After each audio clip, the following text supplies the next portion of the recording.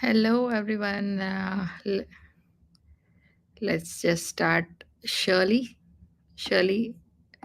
is there on the call. Shirley and Fiddler.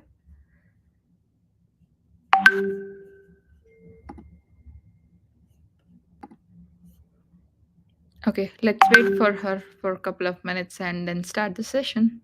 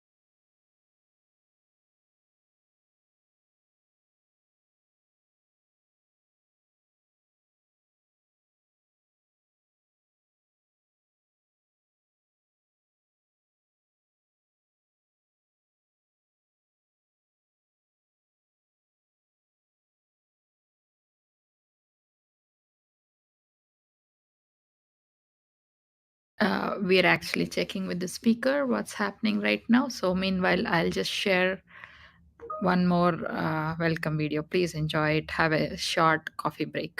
We'll be right back.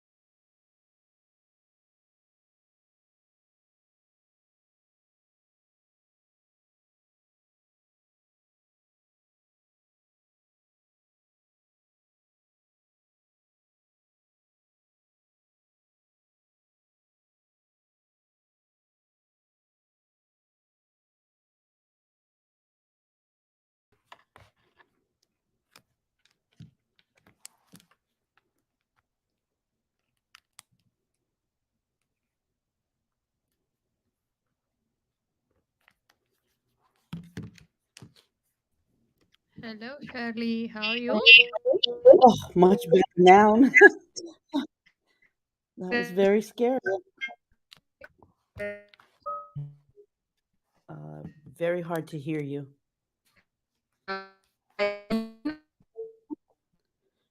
You're broken up. Oh my,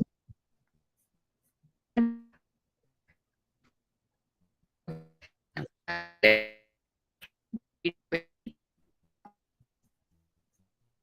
I can't hear you.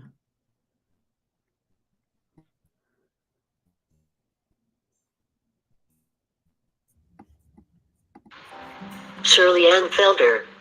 She has literally sorted through people's trash as the founder and CEO of a company in the male-dominated industry of sanitation, recycling, and trucking. She knows a thing or two about making it in a man's world. She spent 25 years generating $65 million in revenue, employing 150 men, and taken 10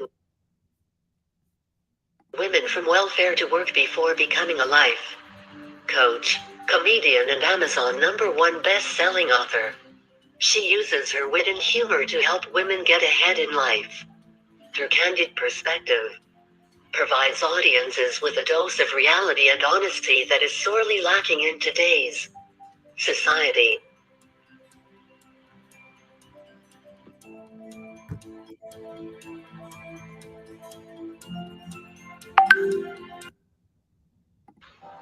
Shirley Ann Felder. She has literally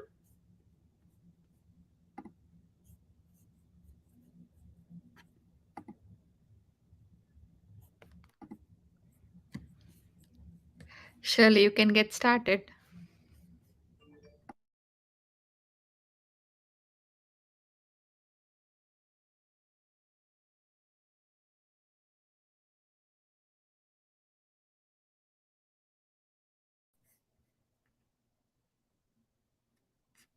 There we go. Share screen.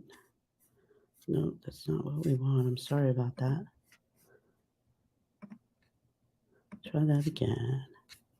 Share screen. Well, good morning, everyone. We'll get beyond the share screen part and we'll just talk about it. So, my name is Shirley Ann Felder, and I'm an inspirational and motivational speaker. And today I'm here to talk to you about cleaning up your ships. And what I mean by that is there are several ships that we have to deal with in life. And those ships allow us to clear the pathways. As a woman who's been in business for 30 years as an entrepreneur, uh, recycling trash and garbage and literally sorting through it, people's trash, what I've learned is that as adults and human beings, we have our own trash. And we have to learn how to sort through that, and we deal with 6 ships, right?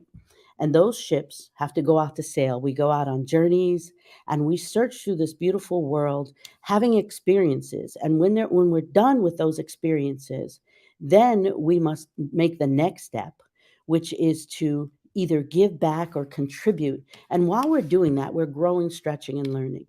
And so you have to deal with your hardships, your relationships, your entrepreneurships, your ownership, and then you have the accountability of being responsible, because what happens is we are all leaders. We are all given gifts and talents throughout this world, and when we are given these gifts and talents, sometimes as leaders we step up and we are uncertain about what we should be doing and how we should be doing it. And then what takes place is we're leading haphazardly. So we have to sort through this trash. So the first thing we do when we're sorting through this trash is we have to understand that relationships is one of the most important ships. And that is how you deal with yourself and others, how you come in contact with people, how you get along with people, how you deal with situations and problems as they arise. And so the first relationship, of course, is with yourself, how you deal with yourself. Are you comfortable with yourself? Do you like yourself? When you understand who you are, how you operate, then you could move to the next level of life. But if we're out here being leaders and we are not good with ourselves, then we are not being good leaders. And if we can't be good leaders, then what's the next step for us? So then we have to take ownership. We have to take ownership of our actions. You have to take ownership and not pass the blame and be accountable. And all of these things are parts of what we call personal development. We have to roll up our sleeves and do the work on us before we go out there and do the work, help others do the work, right? Because you can read all the books in the world you would like, but unless you've experienced it, you're only speaking from judgment or what you have read. But when you experience these things, and I'm kind of a walking example of these experiences. I have lost my mother at age 12 and she was only 39. So as I'm going through these things and taking ownership of what I've gone through in my life, some of these choices I have made, some of the things that I've experienced, these are from choices that I have made. I can't blame people. Other people are, we like to point the finger. I'm not doing this in life because this has happened to me or this person did it to me. We have to take ownership and responsibility for the things that happen to us in our life, right? And when that happens for us, it's a whole different ball game because now we understand and now we can help others take the next step. And then we have to deal with hardships. That goes right along with the ownership. I could say that I wasn't productive in life because my mother died and I didn't have her guidance and support and love and encouragement and all of those things, right? But what I looked at that as an opportunity to do better and to help women like my mother who left this planet too soon because she didn't have the tools that we are now able to teach and share with each other. So when that happened for me, I understood that I needed to be accountable, and my mother's death was a message for me to live on purpose with a mission to help other women who are struggling, who are going through trials, who were taught don't speak, don't share your problems. That's why I love an opportunity like this. I'm very sorry that my PowerPoint isn't working, but who love an opportunity like this because other people, we think we're so different. I don't care what part of the world or the country we're in, we are not so different, right? And so it just happens on a different socioeconomic level, a different religious level, different beliefs, but we are still human beings having an experience in this world. And so this was an opportunity as opposed to saying this is why I can't do or I don't have the ability or I wasn't taught these things. So once you take ownership, right, of these things, life gets better for you. But once you do that, now you have to take action, right? You have to take action. So these lessons that we get taught, we call them losses. We've been taught we have to reprogram. We've been taught that it's failure. It's not failure. If you lose something or if it doesn't work the way you plan it, that just means you have a message to go in another direction. That's not working for you in that manner, right? So my mother's death, what gave me a mission and a purpose to help other women, like I was saying.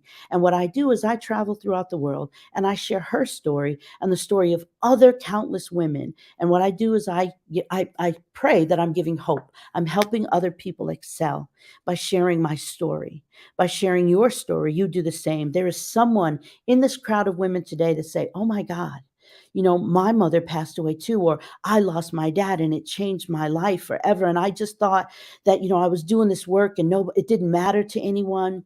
And now someone has shared their story and you give people relief from that. And, we get caught up in all the technical presentations and the technical things of how things are supposed to go in life. There is no such thing as perfect. We've been taught that along with the word failure. There is no such thing as perfect. And so when we realize that life is trial and error and experiences, then we can move forward, right? So then we have these hardships that I'm talking about. Is it really hardships that you might not be able to buy something or something didn't work the way you want it? Are we looking at a little bit entitlement, right? And we have to be able to tell the difference between a hardship and entitlement. And I like to call it whining. Let's keep it truthful. Some people just like to complain. That's not getting you anywhere. You have to take action and make changes in your life to move it forward. There are people out here that need to hear our message, that need to see and hear, life function motioning for other people so that they can see themselves. I remember as a young girl growing up, I didn't really see people who looked like me doing amazing things. So it did limit my ability to dream big for a while, not for very long, because there was something inside of me that I needed to birth, that I needed to do. And so therefore I realized that what you resist persists.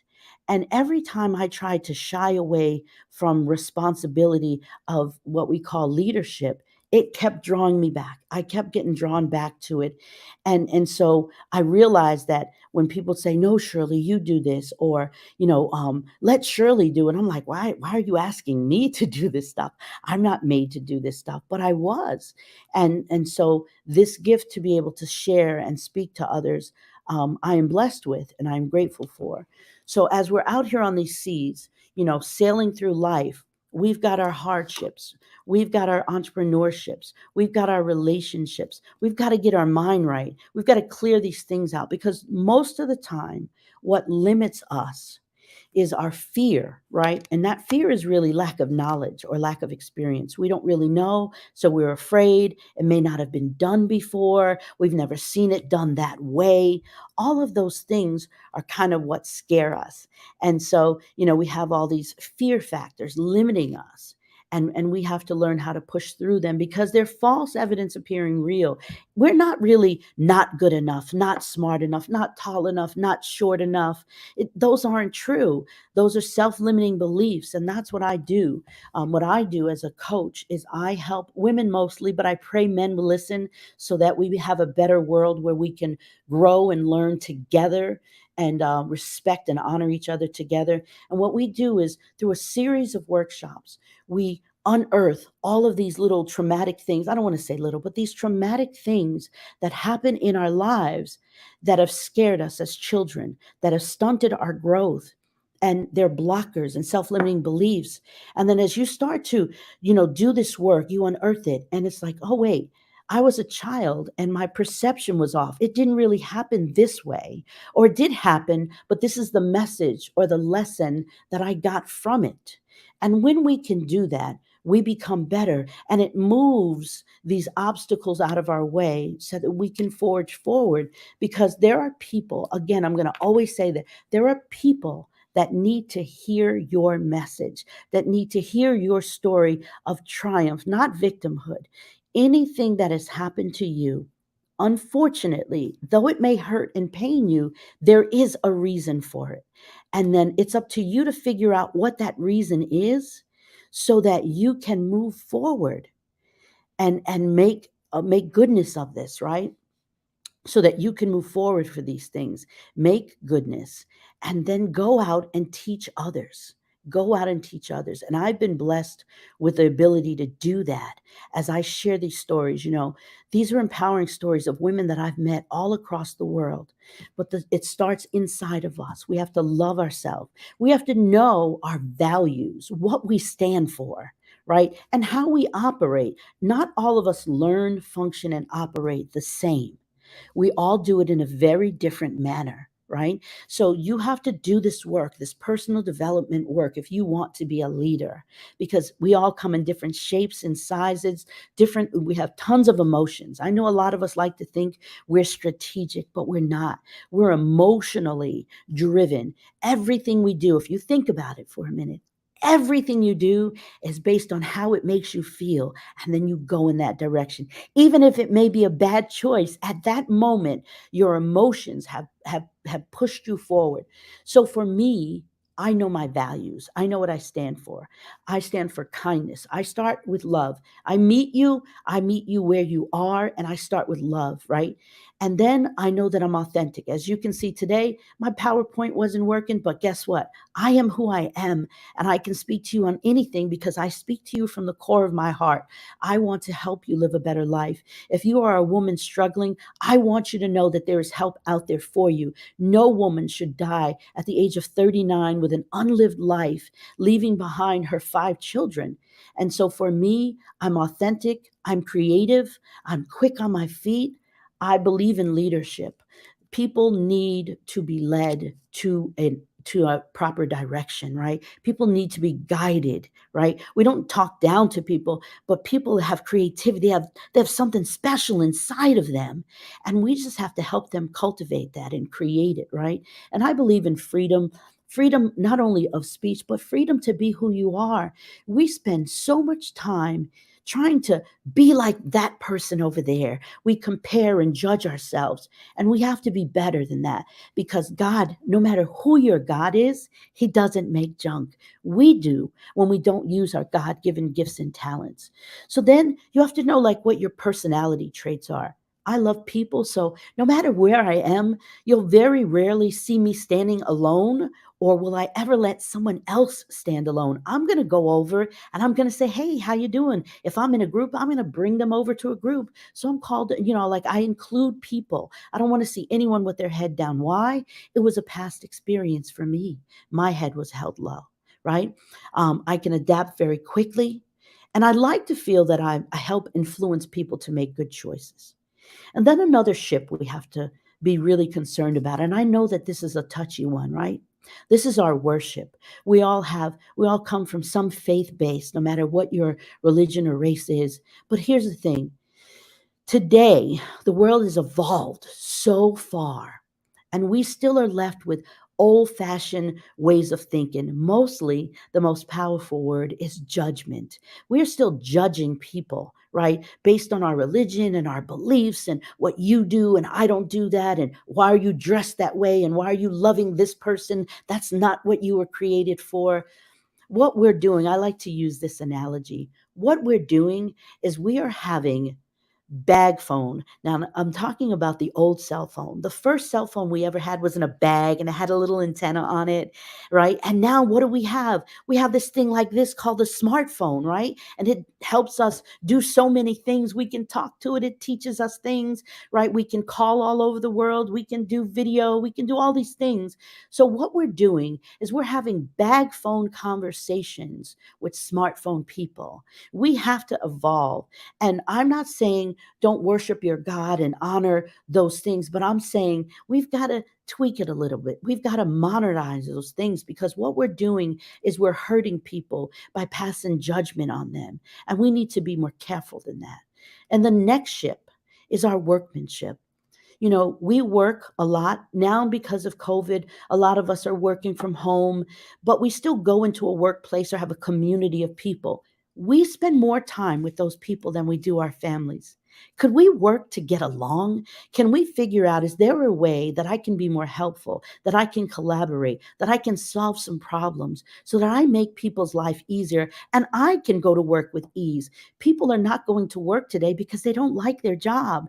There are people there that go in that are angry. Leave your problems at the door. Don't go in there and work with people and hurt them and judge them. Think of ways that you can collaborate. What can you add to that work arena to help people do better, right? What can you add? And, I talked about the ownership, right? The ownership as well. And let me say this about ownership. You have to be responsible for the environment that you enter into. And then our final ship is our entrepreneurship. If you don't want to work anymore and you're a leader and you want to create things, what can you create to help solve people's problems? Because that's what we need today. People are lonely, people are sad, they don't feel like they fit in, they don't feel like they're enough, right? People are still being judgmental and racist and sending stereotypes. Can we just love each other? And as entrepreneurs, think about, what big or small thing can I do to help make this world a better place? For me, my first big entrepreneurship that I spent 25 years doing, owning a garbage company, a scrap metal exporting business, is I said I was going to clean up my community one garbage can at a time. And that's what I did. And then I employed one person at a time. And it got to the point where I had employed over 150 men, took 10 women from welfare to work. And then unfortunately, as the society would have it, we had a big financial downfall in 2009. And it hurt my business tremendously. And I hung in there for a couple more years. And then I took those skills, I closed it up, and I took those skills as an entrepreneur. And I said, what can I do with those skills? And I became a life coach. And I started to share my story of my loss of my mother, my divorce, raising 7 children that didn't belong to me, only one did, joining organizations and clubs, and using my skills and talents to help add quality to whatever room I enter into. And I employ you as leaders to do the same. And I'm going to ask you this in closing. Who are you? Are you the chicken or the pig? And I know some people look at pig as a swine and it's dirty, but in this case, the pig is quite interesting because see, a chicken, she or he contributes, right? They drop the eggs, pick up, they leave eggs. So they were just, dabbling in it a little bit, right? They were involved. But the pig is all in. In order for you to eat that, he has to give of his entire self, right, for you to eat those parts of him. So I today would say, as a leader, I'm all in. I'm all in on your side. I'm here for you. I'm here for me because when I help you, I become a better person. So, in conclusion, know that you are the captain of your ships and that you control what happens in your life. Take your power back. Be a leader. Be effective. Get your ships in order. Learn to love yourself. Work on your relationships. Work on how and who you worship. Understand the difference between hardship and entitlement. Remember that when you go into your workplaces, you want to work on your workmanship and take ownership of what you do and where you go and the lives you change. And then when you're ready, create things as an entrepreneur in your entrepreneurship that will help change this world and make it a better place. Thank you very much for your time.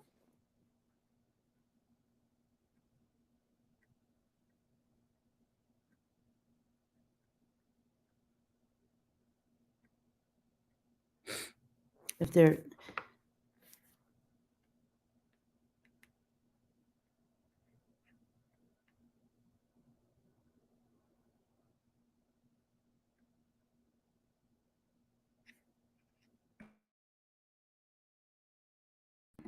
Surely, what a wonderful speech, what a wonderful transformation.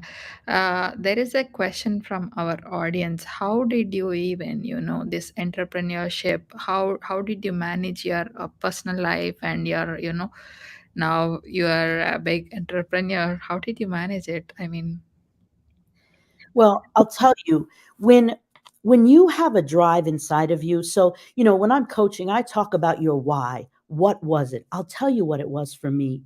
I had a little girl and I could not for the life of me see myself not being driven to give her a better life than what I had. I lost my mother at 12 and we were quite poor.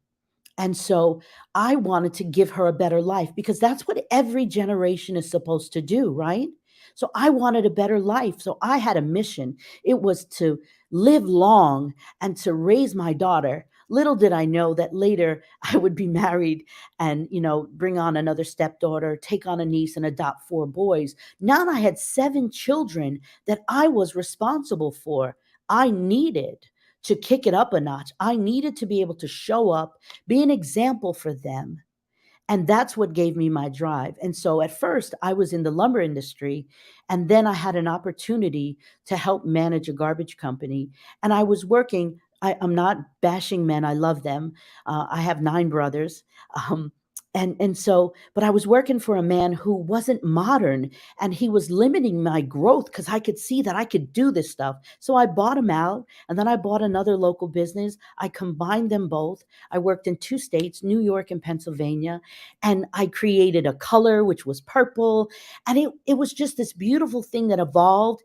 And as an entrepreneur, you have a dream, but you need people who join in and work for you, that you honor and respect what they bring to the table. As entrepreneurs, we're just a dream in hot air until we have people that join in and help us move that mission. And so it was one can at a time, one woman or man at a time.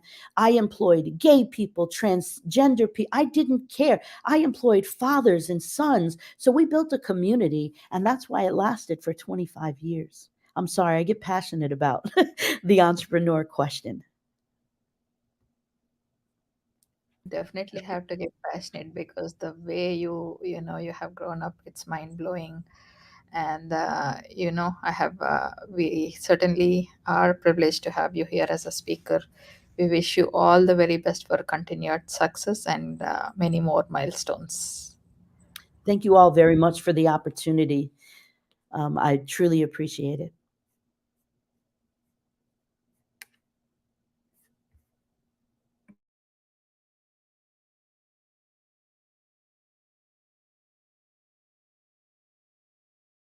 So, ladies and gentlemen, that's Shirley Ann Felder. You can reach out to her, and let's take a coffee break of 20 minutes, and we'll sing back with you really quick. Thank you.